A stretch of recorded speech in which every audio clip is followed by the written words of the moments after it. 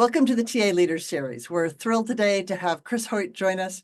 Chris, as many of you know, is one of the partners of CareerXroads. But Chris, let you introduce yourself. Great. Thanks, Maury. I'm excited to be here. It's a little exchange here. Normally you're on our show, so I'm super excited to be on yours. I am Chris Hoyt. I'm the president of CareerXroads. I have been there for about 8 years. I'm a 30-year industry veteran, been doing this for quite a while.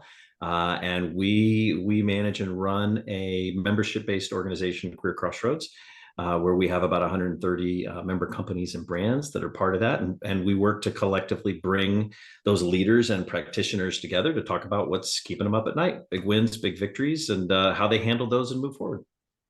Yeah, it's one of the reasons I love to talk to you. You've got perspective from so many TA leaders in so many different industries.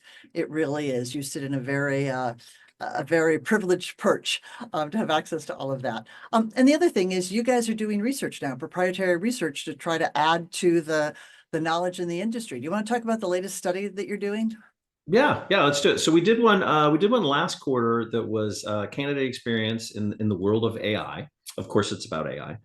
And so the membership loved it so much, we've decided to launch these quarterly. And so we're in the middle of our second research report, and it's the balance of technology versus touch within recruiting. So we've got about 50, I'd say, TA leaders that are driving that conversation. Hundreds, actually, of our practitioners that are weighing in on these progressing surveys and polls that are issued throughout. So we're taking the insights from those leaders, whipping them up into polls, getting some feedback from the membership body, and then pulling that back. So there's a nice synergy there between the two.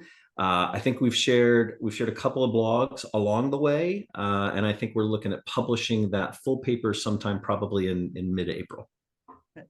And this is a topic that's obviously near and dear to my heart. We've seen clients who keep adding more and more technology and losing the human touch.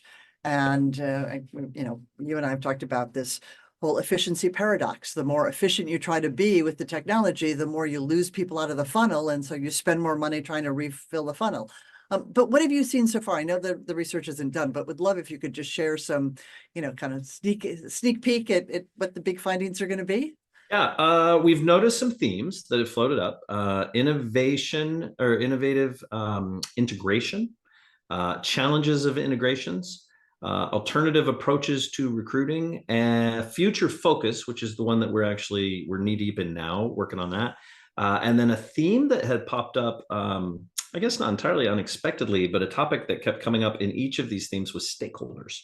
And who should be involved in those, and kind of an interesting debate on how involved candidates should be as stakeholders, which was kind of fun. Yeah, well, given the focus on candidate experience, you would hope that the candidates would be part of this. One would hope, yeah. So I'm curious about the innovative innovation, or the innovative integration, rather. What's that all about? So I think when we look at that more, when we talk about innovative integration, it's a tongue twister. The blend of these, we'll call them advanced tech, right? Like AI, machine learning, programmatic job advertising. Like these are really, really changing or revolutionizing talent acquisition by enhancing like efficiencies and the candidate reach. However, I think maintaining a human touch through these personalized communications and interactions really remains key to trying to drive what is positive candidate experience. So I think we find a lot of folks who are talking about, well, we've got these innovative ideas, we want to take advantage of this tech, but aren't sure how. So I think, like, for instance, I don't think programmatic's been on the rise for quite some time, but like embracing really taking on programmatic job advertising. And I think, as well as like these new AI driven tools, not only optimizes that recruiting process, but also opens new avenues for, I think, engaging with candidates in several meaningful ways. And I think the key is ideally to integrate those techs in a manner that enhances rather than necessarily replaces the human elements of recruiting. And I think one of the members who were part of that conversation had said something, I'm going to paraphrase here, but they had said, the robots aren't so far coming for our recruiting jobs, right? They're really coming for the redundant stuff and the stuff that we don't like to do anyhow, right? But they're coming also in the name of efficiencies and partnership. So far. So far. Yeah, so far. And when you think about the impact, we'll go back to the candidate, the more efficiencies and the more automation you add to the system and the less human touch you have. I loved it. I was talking to someone a couple of weeks ago who said, these days candidates approach a job application like a video game. You can start it and stop it at any time with no implications, that even the candidate forgets there's a human at the other end. So they fill out an application and they do, or they don't follow up, and they get something back and they decide, I don't want to do that right now. And yeah, you can really hurt your efficiency if you don't keep that human touch in there. We see that all the time. Yeah, 100%. I think that asynchronicity of being able to jump in and jump out it can prove a challenge. I think if not done well, it can be a little painful. So I think that's true. I think there were quite a few, when we talk about challenges of integration, I think there were quite a few highlights that came out of that. I think, kind of to your point, I think when technology streamlines aspects of TA, right, the challenge lies in integrating those tools, I think, in a way that sort of, to your point, enhance rather than detract from the candidate experience, but also the recruiter experience, right? Mm-hmm. So like a seamless integration and user-friendly platforms, I think, are really going to be essential for sort of maximizing the benefit of tech within recruiting. Yeah, and it's interesting you mentioned all the asynchronous elements of it. We think it can be great if candidates can do an interview asynchronously, but they can feel like they're just adding information into a nameless faceless machine. So we've seen some clients do wonderful things like make videos of the hiring manager who says, hey, I've seen your resume. I'm eager to learn more. You're going to get a link for a recorded interview. Please do it as quickly as possible because I'm really looking forward to hearing it.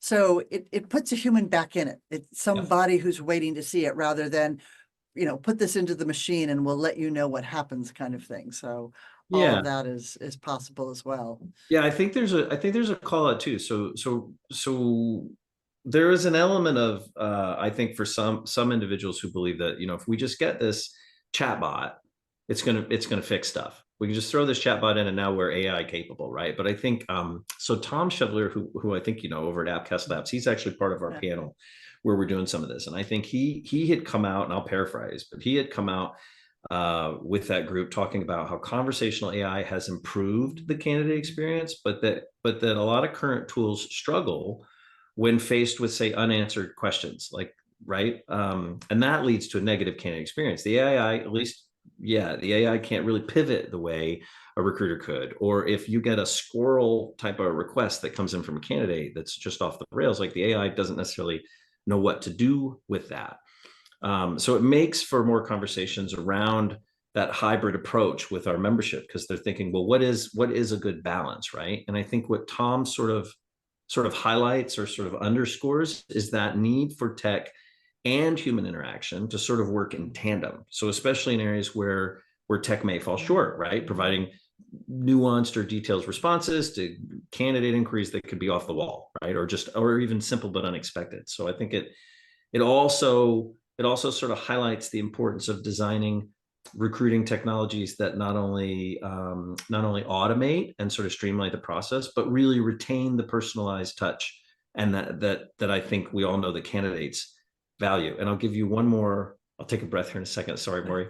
I think it was Forbes or Fortune. There was an article recently stated that said like 70% or over 70% of companies that were polled lacked the expertise of how to use AI, specifically like ChatGPT or generative, when in non-technical workflows, right? Non-technical work. So I think we have significant and unrealized efficiencies and unrealized potentials for recruiting practitioners on this front. And I mean, like when we say that, I mean like a deeper, more significant win than, hey, I figured out how to use ChatGPT to rewrite my crummy job description, right? Right. Yeah. And it's ChatGPT's been out to the public less than a year. Am I right on the timing there? I mean, of course, they don't have expertise in how to use it yet. And we're all going to learn as we go and understand that there's tremendous potential there. But, people were saying for a while, why do you need to be back in person? You can do things remotely as well as you could do in person. And I said, if that were true, all the bars in America would go out of business, right? Because you can sit at home and I can drink on a Zoom call with you. It's not the same. There's absolutely a role for people being together and having spontaneous conversations and doing all the intuitive and emotional things that we do as humans. So we hope you find that balance, but it doesn't mean you shouldn't be efficient. Nobody wants to go and do remote work over and over and over again when a machine could do it as well. So interesting to follow that. So I won't ask you to give away any more of the findings because I hope people actually get the full report. We'll be promoting it on our site because we want to get this information out, to everyone as much as possible. So thank you for the advance notice and the teasers, and look forward to it. And thank you for joining us. No, happy to do it. Thanks for having me on. Much gratitude. Great, thanks. Bye-bye.